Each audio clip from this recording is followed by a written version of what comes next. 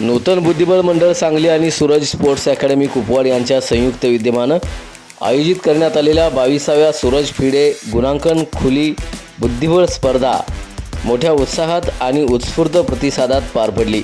Krishna valley badminton हॉलमध्ये पार पडलेल्या या स्पर्धेत 9व्या आणि अंतिम फेरीत कोल्हापूरचा समेत शेटे आणि श्रीराज भोसले यांच्यातील डावात दोघांनी कोणताही धोका न पत्करता डाव बरोबरीत सोडवला।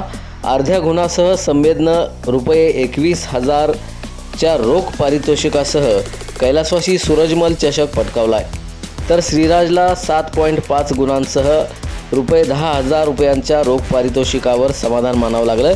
आंध्र प्रदेशचा ख्वाजा लतीफ आणि सांगलीचा आंतरराष्ट्रीय मास्टर समीर कठमाळे यांच्यातील डावात लतीफनं रचलेल्या डावात समीरने प्रत्युत्तर देऊन 39व्या चालीला लतीफचा पराभव करून त्यानं 7.5 गुणांसह ₹15,000 रोख पारितोषिकासह उपविजेतेपद पटकावलं।